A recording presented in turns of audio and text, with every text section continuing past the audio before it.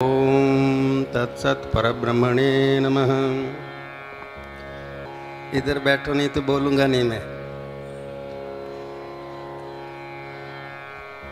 आज के इस अत्यंत ही आनंददायक पवित्र प्रेरणास्पद हृदय में नव आह्लाद को, प्रसन्नता को, उत्साह को उत्पन्न करने वाला अवसर और साथ में बहुत अति गंभीर अवसर। इस अवसर पर माँ भारती के चरणों में कोटिशः वंदन करता हूँ। और करोड़ों करोड़ों वर्षों से, कल्पों और मनवंतर, इनकी भी कोई गिनती नहीं, जहाँ काल भी नहीं था वहाँ से प्रवाहित होती हुई हमारी ये संस्कृति और उसकी गोद में यह फतेहपुर की ये बुधगिरी मठ की अति पावन पवित्र धरती, इसकी चेतना को, इसके उत्साह को कोटिशः वंदन करता हूँ। और यहाँ पर जो अलख जगाई, जो धरती की गहराई में गए अपनी प्राण शक्ति को लेकर और अंबर में छा गए और बरस रहे हैं, उन बुधगिरी जी महाराज के प्रति कोटिशः वंदन करता हूँ। और उन्होंने जो धारा प्रवाहित की शंकर गिरी जी की, और मुझे बहुत विनम्रता से कुछ कहना है। मैं अपनी बात को आगे बढ़ाऊँ उसके पहले मैं मंच पर, व्यासपीठ पर विराजित, वो कभी वेदव्यास जी लगते हैं, कभी शंकराचार्य जी लगते हैं, कभी याज्ञवल्क्य महर्षि लगते हैं, कभी शिव जी लगते हैं, कभी विष्णु लगते हैं, कभी मातृमयी वात्सल्यमयी देवी का रूप धारण कर लेते हैं। भागवत के साक्षात अवतार जैसे संस्कृत के उद्भट विद्वान और जन जन को इतनी सरलता से वेद की, पुराणों की बात को उनको हृदयंगम करा देते हैं, उनके प्रति मैं कोटिशः वंदन करता हूँ। मेरे को थोड़ी शिकायत हो गई। मुझे कहा कि आपको सिर्फ 15 मिनट बोलना है। 15 मिनट में तो मेरा पेट ही नहीं भरेगा। मुझे कहा आपको 1 घंटा बोलना है, तो मैं सोचने लगा मुझे क्या बोलना है। परंतु हमको सुनना है, राजेंद्र दास जी महाराज को सुनना है। पर मैं जो बात कहने जा रहा हूँ ये है कि मंच पर आकर के गड़बड़ करके नहीं बोलना चाहिए। और आज बोल दिया सो बोल दिया, भविष्य में ऐसा कभी नहीं बोलना कि हम जैसे लोग गेरू कपड़ा पहन लेते हैं। इसका मतलब क्या हुआ? आपने हम जैसे लोग गेरू कपड़ा कितने लोग पहन लेते हैं? आप तो उन आदर्श गेरू कपड़ा पहनने वालों में हैं जिसको हमेशा हमेशा के लिए पीढ़ियां याद रखेंगी।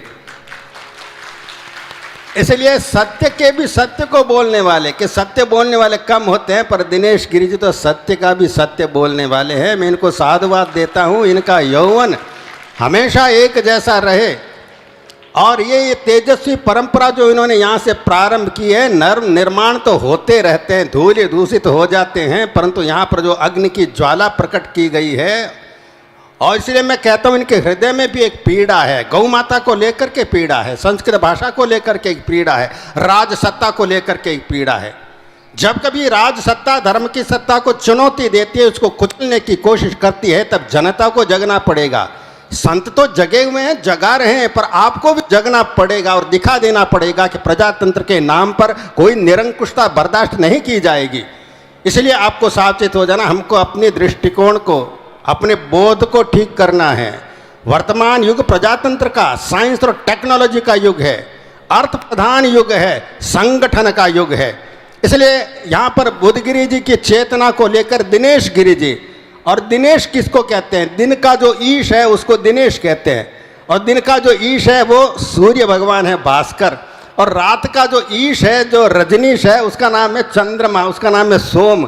तो यहाँ पर सूर्य भी विराजमान है, सोम भी विराज में। अग्नि सोमात्मकम जगत, द्वारकादास के अग्नि सोमात्मकम जगत है। सारा ब्रह्मांड है, नाम रूपात्मक है, अग्नि सोमात्मक है। ये ब्रह्मांड कैसे चल रहा है हमारे वेदों में बताया, भगवत गीता में बताया, हमारे शास्त्रों में बताया, और इसके आर पार कैसे चले जाना इसी जन्म में। And this is the highest motivation. गर्भाधान से लेकर अंत्येष्टि तक अखंड साधना चलती है। क्रीड़ांगण में, रणांगण में, भोजन कक्ष में, भजन कक्ष में, उद्योग में, ऑफिस में चलनी चाहिए। नहीं चलती है तो इसका मतलब अभी हमारे अंदर कुछ चूक हो रही है।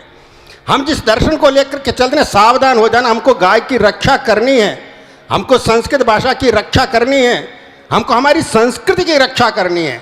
सबसे महत्वपूर्ण है हमारी अवधारणा क्या है। गांव में एक बैठा हुआ व्यक्ति, हल चलाने वाला व्यक्ति, जूते गांठने वाला व्यक्ति और मिट्टी से बर्तन बनाने वाले व्यक्ति, उसको संस्कृत नहीं आती, उसको संस्कृति आती है। संस्कृत नहीं आती पर संस्कृति आती है उसको मालूम है कि ये धरती माता है, गौ माता है, ये चिड़िया रानी है, ये चिंटी रानी है।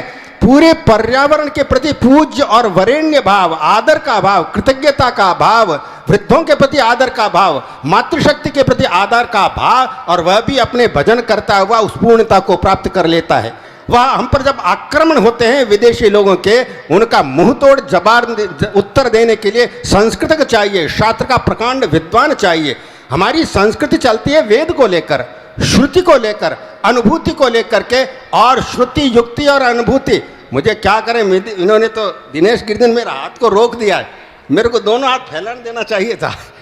ठीक है, ज़्यादा फैलाऊँ तो ठीक, 2-4 धापड़ मारने पड़ेंगे। हमारे अंदर कोई असुर घुस गया है ना, बाहर भी है असुर भी है। श्रुति माने वेद। वेद किसको कहते हैं? किसने वेद को देखा? वेद कहाँ पर हैं? सारे ब्रह्मांड में वेद के मंत्र झंकृत हो रहे हैं। ओंकार से सारे स्वर प्रकट होते हैं, सारे व्यंजन प्रकट होते हैं। और नासा के वैज्ञानिकों ने कहा कि सूर्य की किरणों में ओंकार का नाद गूंज रहा है। और हम तो ये मानते हैं कि ओंकार है, सारे वेद सूर्य भगवान के अंदर है। वेद विषयक हमारी अवधारणा ठीक होनी चाहिए। वेद ने धर्म तत्व क्या है, ब्रह्म तत्व, इसको बताया, और उसके अनुसार हमारी संस्कृति चल रही है। इसलिए अपने दर्शन को ठीक करना पड़ेगा। हमको गौ माता की रक्षा करनी है। पर मैं आपसे पूछता हूं, जब कृष्ण भगवान थे तो कितने कत्ल खाने चलते थे, और आज कितने कत्ल खाने चलते हैं? कितनी गौओं को मारा जाता है? गर्भवती गाय के ऊपर गरम गरम स्टीम, गरम गरम पानी डाला जाता है, गर्भपात करवाया जाता है ताकि उसके बटुआ बन सके, जूते बन सके। चेक करके देख लेना, कभी आप उनके तो जूते और बटुए को काम में तो नहीं ले रहे हैं। इसलिए उस समय तो कत्ल खाने नहीं चलते थे। उस समय संस्कृत भाषा थी, और संस्कृत भाषा में ही दुर्योधन ने अपनी जांग को खोल करके भरी सभा में और द्रौपदी को कहा कि अरे तू वैश्या है और तेरा स्थान मेरी ये जांग है। संस्कृत में ही बोला था। भीम ने भी गरज करके बोला था तेरी जंगा को मैं तोड़ दूंगा, संस्कृत में ही बोला था। कंस भी संस्कृत में बोलता था, रावण भी संस्कृत में बोलता था। वेद का महान विद्वान था, वेद वेदता था, शिव का तमोगुणी भक्त था, पर दृष्टि ठीक नहीं थी, बोध ठीक नहीं था। बोध ठीक नहीं था इसका मतलब भावना ठीक नहीं थी, प्रेम करने की शक्ति ठीक नहीं थी, क्रिया ठीक नहीं थी। इसलिए आज हमको यहाँ पर बैठकर ये प्रण करना है कि हम अपनी ताकत का केंद्र क्या है उसका पता लगाएं। हमारी शक्ति का केंद्र है वह अमृत कुंड है। हमारी शक्ति का केंद्र अमृत कुंड है, हमारा दर्शन है। अपने दर्शन को ठीक करना, ईश्वर के प्रति, जगत के प्रति, जगत की विविधता के प्रति भगवान को ओढ़ देना। आप इतने करुणामय है तो संसार में इतना दुख क्यों है? भूकंप आता है तो इतने प्राणी मर क्यों जाता है? गंगा उफनती क्यों है? अकाल क्यों पड़ता है? अतिवृष्टि क्यों होती है? अनावृष्टि क्यों होती है? पूछना चाहिए भगवान का। वेद व्यास ने प्रश्न उठाया था पूर्व पक्ष के रूप में। वैषम्य नैर्घिण्य, भगवान में विषमता है, पक्षपात है, उनके अंदर एक निष्ठुरता है, क्रूरता है, ये पूर्व पक्ष उठाया। और वेद व्यास ने समाधान क्या? नहीं, न सापेक्षत्वात् दर्शयति च, कर्म सापेक्ष होकर के भगवान सृष्टि करता है। तो बंधुओं नोट कर देना, कर्म का सिद्धांत क्या है, संचित कर्म क्या है, क्रियमाण कर्म क्या है, प्रारब्ध कर्म क्या है, और हमको कैसे अपने पुरुषार्थ को, क्रियमाण कर्म को इतना ऊंचा उठाना है, इतना ऊंचा उठाना है, पर अंदर से वो हृदय के भावना से भरा हुआ, नम्रता से भरा हुआ। इतने यहाँ पर शिक्षण संस्थान चल रहे हैं, क्या उनके अंदर जो विद्यार्थी पढ़ करके निकलते हैं उनके अंदर विनय होती है? विद्या ददाति विनयम, और आजकल विद्या ददाति एरोगेंस। इसलिए हमको शिक्षा के तंत्र को भी ठीक करना है, गायों को ठीक करना है, शिक्षा के तंत्र को भी ठीक करना है, उद्योग तंत्र को ठीक करना है। मुझे क्षमा करेंगे दिनेश गिरि जी और विद्वान लोग, चाहे कितना ही बड़ा राष्ट्राध्यक्ष हो जाए वो, अगर वो अमेरिका की, इंग्लैंड की, रूस की नकल करता है और भारतीय संघ विकास का दृष्टिकोण क्या है, उसकी प्रक्रिया क्या है, उसको भूल जाता है, तो हम फिर भटक जाएंगे। यूरो अमेरिकन पैराडाइम, उनका जो प्रक्रिया है उसको यदि अपनाएंगे तो हम फिर भटक जाएंगे, हम फिर रावण के रास्ते पर चल पड़ेंगे। वो प्रकृति को वश में करके उसका भोग करना, ये उनका दृष्टिकोण है। इसलिए हमको सावचेत हो जाना, दर्शन को ठीक करना। एक चारवाक दर्शन होता है, जितना चाहो सुख से रहो, यावत जीवे सुखम जीवेत, ऋणम कृत्वा घृतम पिबेत और भस्मीभूतस्य देहस्य पुनरागमनम कुतः। जब तक जो सुख से रहो, उधार लेकर घी पियो और शरीर नष्ट हो जाएगा, जला देंगे, फिर कहाँ आना जाना। पर आज उससे भी भयंकर दर्शन हमारे विद्यालयों में, यूनिवर्सिटीज में, कॉलेजेस में बताया जा रहा है, पढ़ाया जा रहा है और हमारी नई पीढ़ी उसमें से निकल रही है। मानो मैकाले के कारखाने में से, मैकाले के प्लांट से मैकाले का सॉफ्टवेयर हमारे अंदर घुस गया है। इसलिए ठीक करना आज उससे भी भयंकर दर्शन है। यावत जीवे सुखम जीवे, ठीक है, ऋणम कृत्वा नहीं, लूट खसोट करके, घोटाला करके और आपके जितना गलत तरीके से धन को बटोरो और सुराम पिबेत। और पता नहीं भगवान किसकी प्रेरणा से जगह जगह शराब की दुकानें लगी हुई हैं। क्या भाई कड़वा बोलूं क्या? नहीं, कड़वा नहीं, मैं कहता हूँ हर बोतल के उन राष्ट्राध्यक्षों का चित्र, गांधी का, महात्मा गांधी का और उनका बुद्ध का चित्र लगा देना चाहिए। क्या तमाशा हो रहा है? सुरापान को महापाप मना है, फिर वो क्यों फैलते जा रहे हैं? कौन सा दर्शन? ये गलत दर्शन है। दर्शन को ठीक करना। और एक दूसरा दर्शन है मंथरा का दर्शन। कोई भी राजा हो, कोई नृप हो, ये हमें का हानि, कोई भी राजा हो हमको क्या है, कोई भी पार्टी आ जाए हमको क्या है। अब आप कौन सी पार्टी लाएंगे? वेद की पार्टी लाएंगे कि पुराण की पार्टी लाएंगे कि गीता की पार्टी लाएंगे? हमको तो भारतीय संस्कृति की रक्षा करने वाला, उसको बढ़ाने वाले लोग चाहिए। इसलिए दिनेश गिरी जो कहता हूँ, बुद्धगिरी के सारे जो भक्तों को कहता हूँ, आसपास के गांव के सारे लोगों को कहता हूँ, अपने बोध को ठीक करना और फिर ऐसे ही व्यक्ति को सत्ता में भेजना। और हो सके तो खुद गंगा जल हाथ में लेकर प्रतिज्ञा करके जाना कि मैं भोग के लिए सत्ता में नहीं जा रहा, इलेक्शन के लिए उसके लिए नहीं लड़ रहा, गाय की रक्षा करूंगा, संस्कृत भाषा की मैं रक्षा करूंगा, मेरे रहते ये जो शान है ये कचरे में मुंह नहीं डालेंगे, मैं इनकी व्यवस्था करूंगा। अपने दर्शन को ठीक करना इसलिए बहुत आवश्यक है। चुनौतियां बहुत ज्यादा हैं, कई सारे रावण हो गए हैं, सिर काटते हैं मरता नहीं है।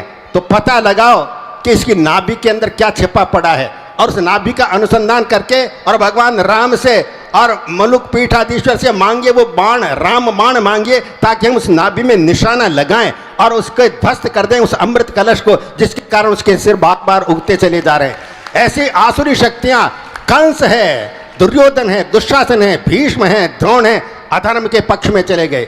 वहां पर मोह को मत आने देना कि ये तो मेरे दादा हैं, ये तो मेरे गुरु हैं, ये तो माता पिता भाई बंधु हैं। अगर अधर्म के पक्ष में खड़े हैं तो भगवान श्री कृष्ण गीता में उपदेश देते हैं, उनके वक्षस्थल को आपको विजीर्ण कर देना चाहिए, फाड़ देना चाहिए। पर निमित्त मात्रम भव सव्यसाचिन।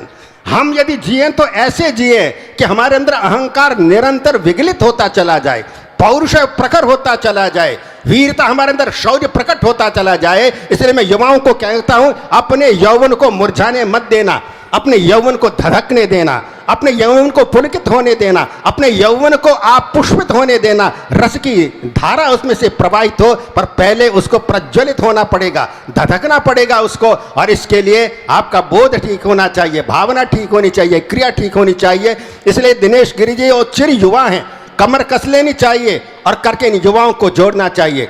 हमारे वृद्ध हैं, आशीर्वाद देते रहेंगे, हम उनको फ्रंट में नहीं भेजेंगे, जो मुकाबला हो रहा है सामने नहीं भेजेंगे। उनका आशीर्वाद, उनका अनुभव, उनके चरणों में बार बार सिर को लगाना। पर युवाओं को आगे जानना पड़ेगा, उससे नहीं कि अपने यौवन को वो बेच दें, कुछ कैरियर के लिए, कुछ पैकेज के अंदर भेज दें। ऐसा नहीं होना चाहिए। अगर तुम सही ढंग से अपने यौवन को संभालोगे, अपनी हृदय की गहराइयों में आप जाओगे तो आनंद की अनुभूति होगी, आनंद का सागर उमड़ता मिलेगा। आपकी दृष्टि यदि ठीक होगी तो संसार के अंदर जितनी स्त्रियां हैं उनके प्रति यदि माँ की दृष्टि होगी तो आप देखेंगे सारे संसार के अंदर एक आनंद का, सौंदर्य का समुद्र उमड़ घुमड़ रहा है, जिसको हम ईश्वर कहते हैं। वो आनंद का एक सागर है, प्रेम का एक सागर है, सौंदर्य का एक सागर है। उनसे हमको जुड़ना पड़ेगा। मैं जब आ रहा था तो मेरे घुटने दर्द कर रहे थे, पर ज्यों ही दिनेश गिरी जी को देखा मेरे घुटनों के अंदर से सारा दर्द दूर हो गया। और ज्यों ही मैंने उनका सहारा लिया तो मेरे अंदर भी ये संचार, प्रेरणा का, ऊर्जा का संचार होने लगा। इसलिए इस अवसर को खोना मत। ये महान कुंभ जैसा हो रहा है, अनेक महापुरुष यहाँ पर पधार रहे हैं। आपको श्रवण करना है एकाग्रता से। मन के मनोरंजन के लिए सत्संग नहीं होते हैं। हाँ, मन के अंदर संतृप्ति आती है, आनंद आह्लाद आता है, ईश्वर का प्रेम प्रकट होता है। पर टाइम पास करने के लिए नहीं है। घर जा करके चिंतन मनन करना उस पर विमर्श करना, मेरे अंदर क्या कमियां हैं इसको दूर करना, मेरी दिनचर्या में क्या कमी है इसको दूर करना, मेरे खान पान में क्या कमी है दूर करना। अभी मैं बोलना शुरू कर दूंगा तो सारे आपके ढाबे हैं ये बंद हो जाएंगे, ये पिज्जा वीजा होटल हैं सारे बंद हो जाएंगे, क्योंकि इनके द्वारा ही तो हमारा मन बिगड़ता है।